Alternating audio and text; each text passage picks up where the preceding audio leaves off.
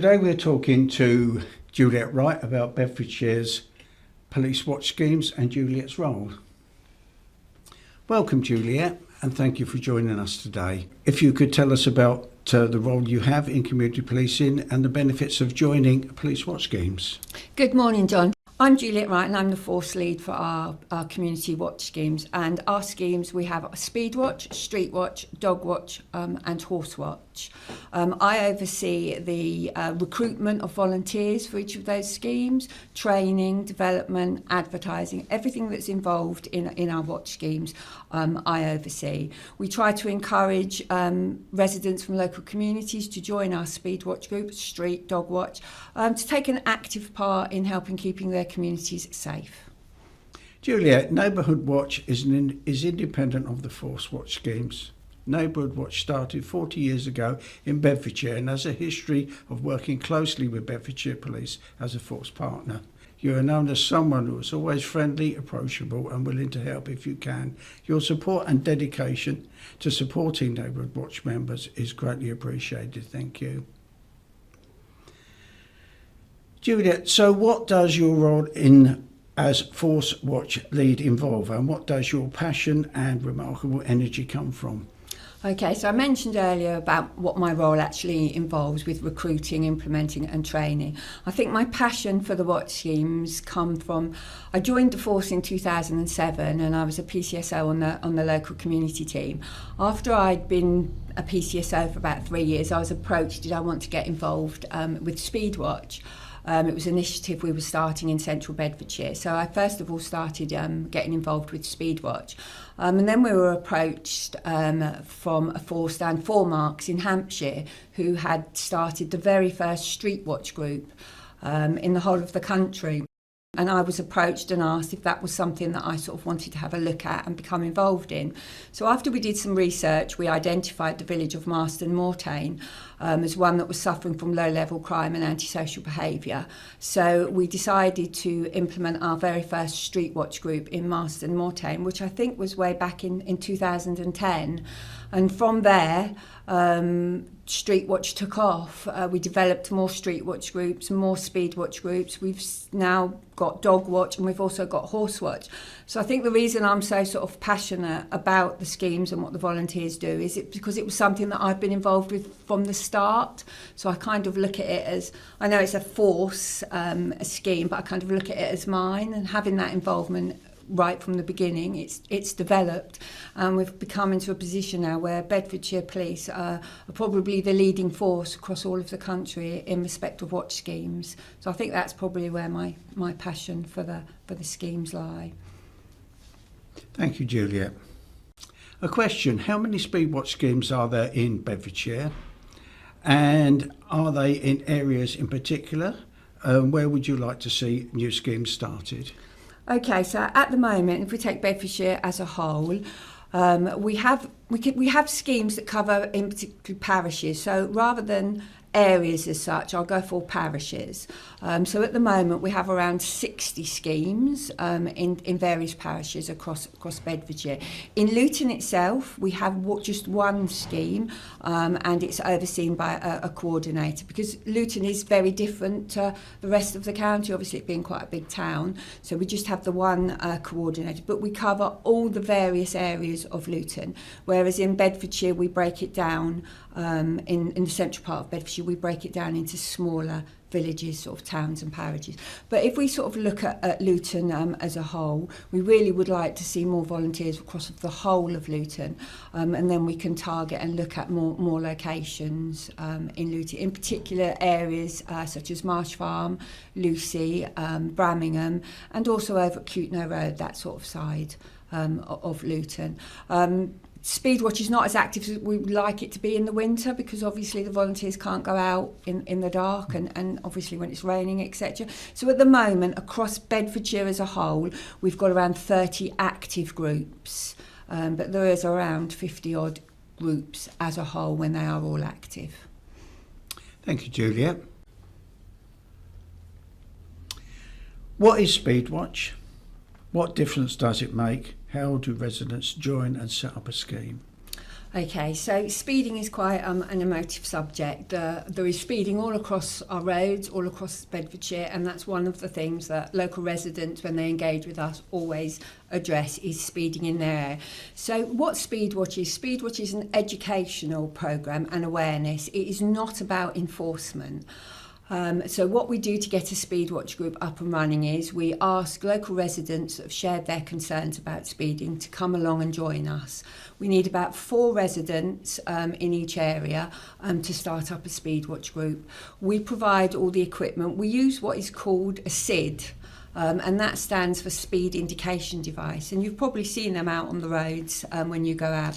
It's quite a large device. It stands up at the side of the road. When the motorist goes through a particular speed, it will flash the speed that the motorist is travelling. Some of our devices just flash the speed, whereas our other devices can flash a smiley face or a frowny face. Bedfordshire Police pay for all the training and all the equipment for our volunteers.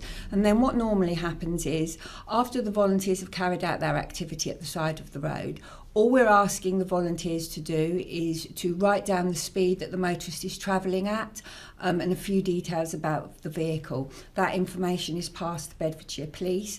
We then run that through our Police National Computer and we get the registered owner details. And we then send a letter to that particular motorist advising them that they've been captured speeding at the side of the road. Sometimes that may not be the actual driver of the vehicle, because we actually write to the registered owner.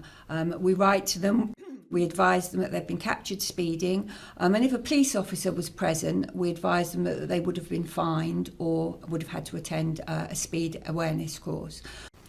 If a particular motorist is caught a second time, they will then be sent a second letter, and if the motorist is then captured a third time, they then receive a visit from an officer from the local community policing team, where they're advised that they have been captured on 3 occasions, and we then look at them to target them for active enforcement.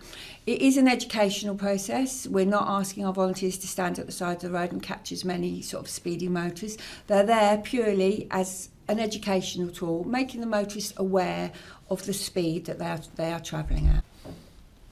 With regards to the actual locations, we do ask local residents what roads they feel that vehicles are speeding on, and then what we will do is we will carry out a risk assessment at that location so that it is safe for them to stand. So it's not a case of us going into a particular area and saying we're going to do it here. We do speak to the local residents and we do address their concerns on roads where they would like activity to be carried out upon. Each session of Speedwatch activity lasts around an hour. At a particular location. The reason we have the sessions lasting about an hour is, you know yourself what it's like if the police officer at the side of the road with a speed gun, by the time you set up your equipment and got going, messages have gone around on Facebook, etc., making everybody aware. So each section normally lasts about 1 hour. Then when you've completed your activity at the side of the road, the volunteers email us all the necessary information, and then we process the letters for them and we get that information sent out. We update each of our schemes at the end of the month with data so that they've got an idea of what letters are going out across the county, and also we also update our schemes if there've been any visits in their particular area. We do all of the training, as I said earlier, and we do provide all of the equipment for volunteers. One of the questions that do come up with our Speedwatch volunteers is, are they going to be in a confrontational situation standing at the side of the road? I can answer that by saying that Speedwatch has been running now since 2010, and in all of that time we've actually only had 1 incident, and believe it or not, that was in Luton, where our volunteers were confronted at the side of the road by someone who wasn't sort of particularly happy. We do deal with that. We don't accept any confrontational with our volunteers. So the answer, for that would be, you're quite safe standing at the side of the road. It isn't something that's going to put you into a confrontational situation. And I know when people come forward to volunteer, that is a particular question that they do ask. Juliet, moving on to Streetwatch. What is Streetwatch and what does being a member of Streetwatch involve? Okay, well, I can tell you a little bit about Street Watch. If we look at Neighbourhood Watch is about local residents looking after and keeping an eye out on properties in their street.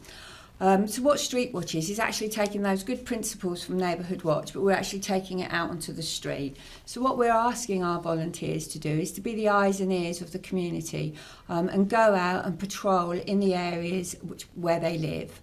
There is a vetting process. All volunteers will have to undergo a vetting process, and then once that vetting process has been completed, we'll do a training session with our volunteers where they'll carry out patrols in their area, supported by Bedfordshire Police.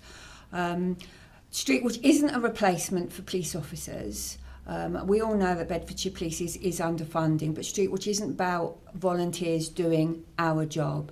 It is about volunteers taking ownership and playing a part in their communities, trying to help make their communities a safer place. It's like partnership working. It's like how Neighbourhood Watch work with Bedfordshire Police. Street Watch is exactly the same. Our volunteers are given information. We share information where there is low-level crime and antisocial behaviour, the times and dates when this is actually happening, and we ask our Street Watch volunteers to go out and be a visible presence in the areas that they live.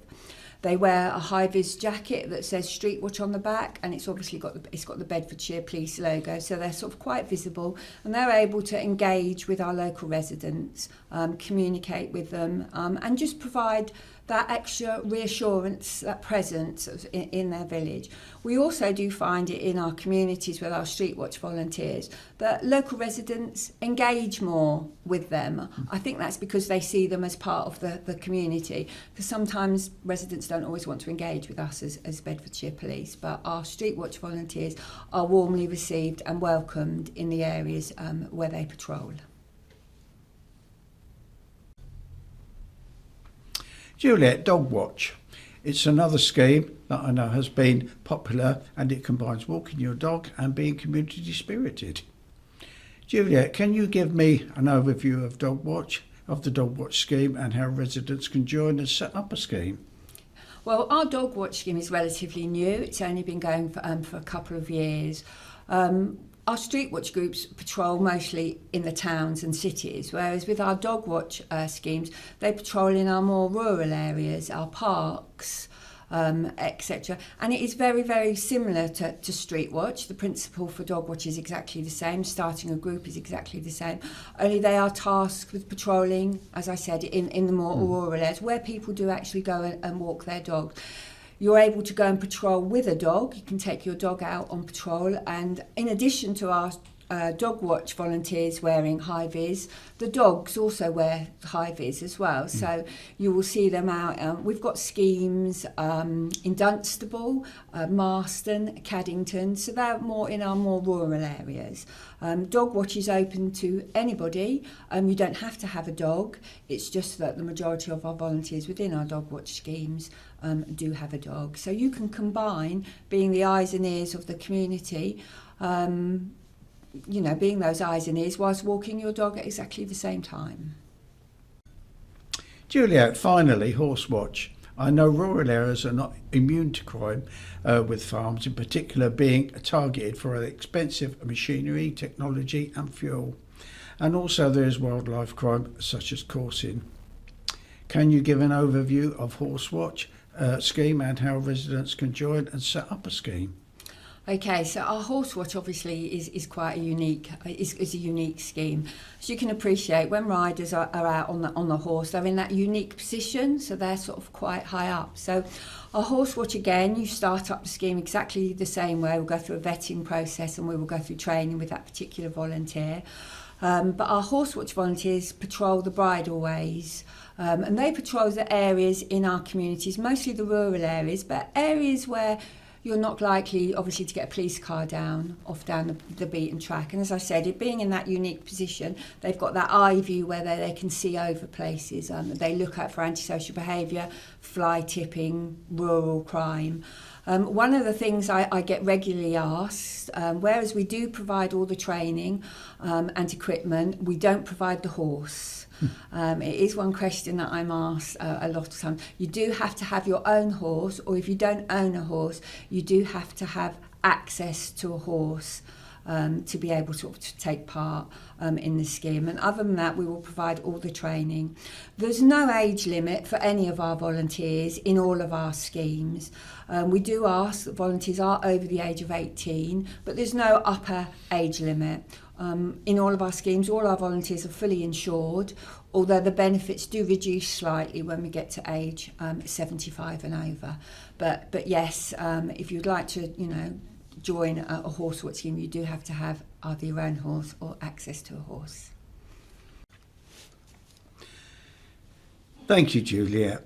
I'm sure our viewers will have found your overview informative and I hope inspired to join or start one of your schemes in their area. Of course, it would be remiss of me not to mention that residents can also join or set up a Neighbourhood Watch scheme in their area, which can reduce crime by 16% to 26%. I'm sure you would agree that the overarching message is that by working together we can all make a difference and help make our communities safer. Juliet, do you have any final thoughts or advice for our viewers that you would like to share? No, only that if you've got any speeding concerns or any concerns regarding antisocial behaviour and you would like to join one of our schemes, please drop us an email at our email address, which we will provide for you, or give me a call and we can discuss it in more detail. All we ask from you as a volunteer is that you commit to 2 hours a month. Some of our volunteers do commit more, but we do ask for a minimum requirement of 2 hours each month. So if anybody is interested, we've got a lovely small team, and the volunteers that we work with, we've got lovely volunteers all across the county, so everybody will be made to feel really, really welcome. And at the same time of getting out and carrying out some exercise, you're helping to make your community a safer place, meeting friends, and so it's quite a worthwhile opportunity. And as I said, we're only asking for 2 hours every month, and there will be a scheme to suit everybody. Not everybody wants to be out doing speed watch activity, but maybe you'd like to join Street Watch. We've got a scheme out there for everyone, so do please contact us. We're looking for volunteers all across the county for all of our schemes. Juliet, all that remains for me to do is to thank you once again for taking time to speak with us today. And of course, to our audience for watching, thank you and goodbye for now.